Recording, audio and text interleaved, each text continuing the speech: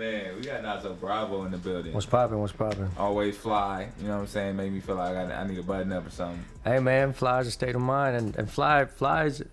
Everyone got their own style, man. Y'all Yeah, I flies. like your creeds, dog. Like, you really be dropping jewels on people. Like, man, I like how you conduct yourself. Appreciate it. Because hip-hop is business as well. Yeah. And that's what a lot of these artists have to understand. Like, it's all a business. Like, what ventures outside of hip-hop are you diving into, right? You know, there's different things I'm looking at. One is restaurant business. Real estate is always, Good. What's that one line Ice Cube has? Young brother, don't spend it as soon as you get it. You know what I mean? That part. So it's like anybody who comes up on money, I would tell you invest in real estate because that's something you could touch. Right. You know what I mean? It's not a stock. It's not gonna disappear when you wake up. You could actually go there and collect your rent and bring some goons with you if you need to collect your rent. Right. Because that's like a physical, tangible thing. So anybody comes up on money, I would say invest in real estate. Yeah. I mean, you got the new wave now. You got the whole Airbnb craze. Yes. Yeah. You know, I know people who pay their that. whole mortgage with that. They have like an extra room, and they rent that out, and they make a couple grand a month from that, and that helps them with their payment. So in these times right now, do you feel like technology is making better artists or better businessmen? I think it's making better businessmen. I think it's making I think it waters down. It's like a dual-edged sword. I think technology gives more artists who would never get that look. There's a lot of artists that are in the game right now. Some of the hottest young artists in the game, like Bryson Tiller, Lil Uzi Vert. These guys came up through SoundCloud. Now, whether it was a label that made it seem like there was a transplant or implant, where they make it seem like they're hot on the street level, but it's all part of their marketing plan through the label. Whether it's that or it's an actual organic thing or a combination, that's like a platform. The internet is the platform that allows people to blow up. You know, Drake blew off of MySpace. That part. Yeah. Drake blew up off of MySpace, and I think that's how Wayne found out about him. Someone brought him Drake's MySpace page, and since then it's allowed artists to really come out. There's some artists who've never been on the radio, and they tour and they make a living. Mac Miller, I remember reading a interview with Mac Miller, and he was like talking about being on the radio after all these years, and he's like, I don't know how I feel about it because I've never been on the radio. But he's successful. He's successful, and there's more people that don't even listen to radio no more. Like I'm talking about like terrestrial FM, AM radio. Most people listen to like the Track Life app. Like they're on their phone. Yeah. So if you're in their phone, you're in their face. You know what I mean? Part. So Spotify, Pandora, Spotify especially, SoundCloud, YouTube. That's where kids are. There's generations where they don't even watch TV. They've never had a cable subscription, and they'll never have a cable subscription. But they got Netflix. Ain't that crazy? And they got Apple Music. I called Time Warner today. Y'all niggas got my Wi-Fi back on and stop playing. Yeah. So we got the new song that you just dropped out, Baddest Chicks, right? Yes, sir. Featuring John Hart. How'd that come about? I met John Hart at a radio interview. Good dude, cool cat, and we stayed in touch. And then when I had a song for him, I had him in mind. I wrote the hook, I sang it.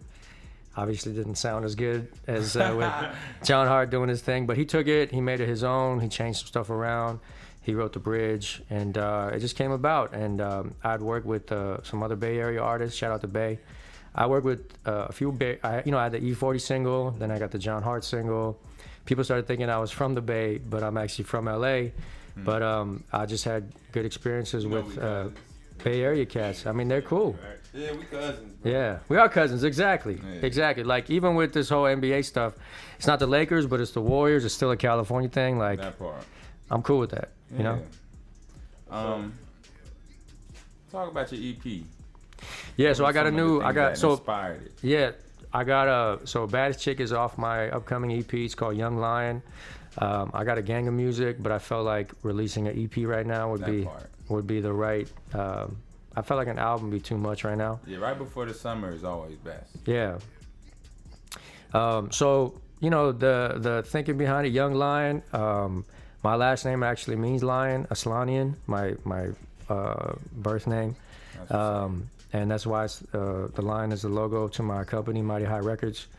And you know, just sticking with that theme, I feel like I've had a good amount of experience in this business, like good amount of failure, which has allowed me to learn. But as far as the amount of content that I put out, it's still not that much. And I felt like Young Lion is basically before the album comes out, before some of the bigger moments come out, I felt like it was appropriate to call the EP Young Lion, you know, before the lion takes the throne as he's coming into his own. So that was kind of thinking of it. That's what's up. Now, I was watching the video for Baddest Chick earlier. Yes, sir. And before actually, recently, I hadn't had a chance to listen to any of your music, so I saw the video. So the visual was the first thing that I was exposed to from you. So the first thing I saw was like, oh, my nigga's in a suit. Okay, I feel the scenery, the video is tight. And then the beat is what caught me. So then after I listened to it, I listened to the whole song all the way through, I was like, it's tight. And then I asked Randy Vision, I was like, yo, who does the production? So then I looked at the information on the video, and I saw that you was the executive producer. So, did you produce this track also? I didn't. I was the executive producer for the video. For the video, okay. The producer of the music is my man Corey Oz Simon. Shout out Corey. He also did Put in Reverse, the E40 record. He actually did every beat on my EP, upcoming EP. We have a great chemistry. He's a very talented producer, very experienced.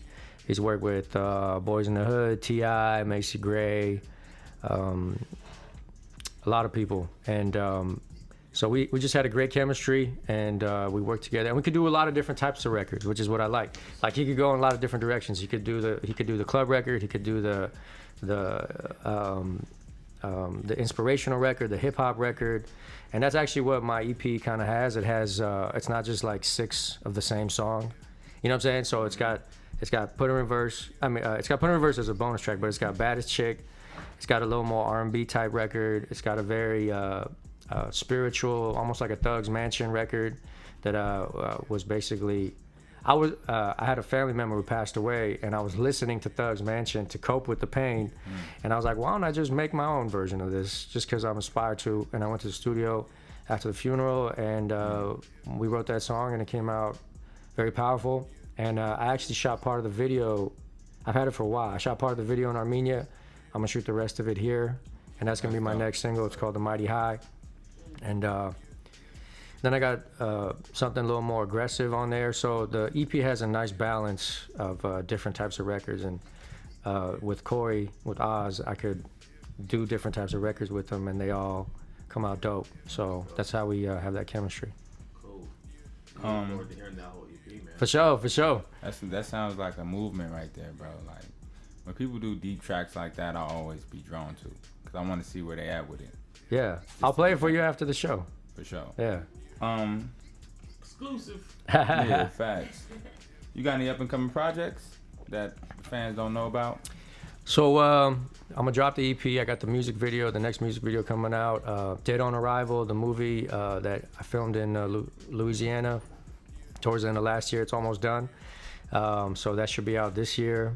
We don't have a distribution lined up for it yet. We wanted to wait till the movie was done and then take it to film festivals and build up the hype. So we're already talking to some big festivals about getting it there. And I've actually been involved with the project even after we filmed it. So as a film producer, like, you're basically responsible for making sure the thing gets done.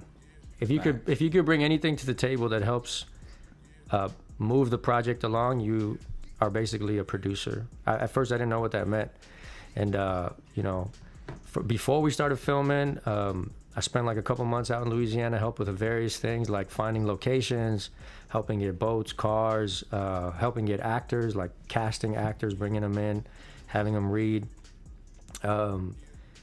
And then afterwards, like, just help kind of being with the director when he's editing, giving my feedback, helping with getting into festivals. So there's like so many different things that I've been involved with in this film, aside from actually just being an actor. And I've learned so much, and it makes me want to create more projects. And so, I've spent a lot of time this year on that, and I also did a new record for that movie, which is not going to be on the EP. So as far as what I'm doing after that, I plan on releasing some more singles this year after the EP. Which festivals are those that you have the movie in? We haven't locked in any yet, but Okay. but we've submitted them, and it takes usually several months to hear back. But Toronto is a huge festival. Wow. AFI, Sundance. There's various. That's huge. Yeah. So keep you know, us getting into posted on that. getting into Sundance would be a beautiful look, and you know, we have a great movie, and it's a interesting story. It's inspired by a thriller that was made in 1950. It's called DOA. That's the original, and basically, I think I heard it. yeah, it's a you know, classic noir film. This guy comes into the police station, and he goes, "I like to report a murder," and the detective goes, "Who's been murdered?" And the guy goes, "I have," and it goes, dun dun dun. You know what I mean? Like the old classic old films. Yeah. So the guy's been poisoned, and That's and he doesn't know who poisoned him, and he's dying, and he has like 24 hours to live in that original version. That's So a he's like dope trying to plot. figure out who murdered him. He's still he's like a ticking time bomb. So That's a dope plot. yeah, so we inspired by that. We did. We have this man. His name's Sam Collins. He's from L.A., Los Angeles. He goes to Louisiana to make a deal with a pharmaceutical with a doctor, and he's a pharmaceutical sales rep. He goes. It's New Year's Eve. He has a party, and then he thinks it's going to be all good, and he's going to sign this great deal and make a ton of money. But things start going south. People trying to kill him. There's the mob involved. There's police. He doesn't know if the cops are trying to kill him or if they're crooked or if they're trying to help him. There's strippers. There's all types of. That shit sound like Grand Theft Auto. Actor. Yeah. Sound like 4 stars on GTA. But with that Yeah. being said, you are the Armenian Ice Cube. Appreciate I can it. see the influence. That's dope, man. Just continue to have your hands in different things. Before you go, can you spit something for us? Bars. Yeah. Let me see what I got. I actually wasn't even planning on spitting on. Let's see. Should we throw on a beat for him or chill, Mike? Come put this down. Like he gonna give you heat.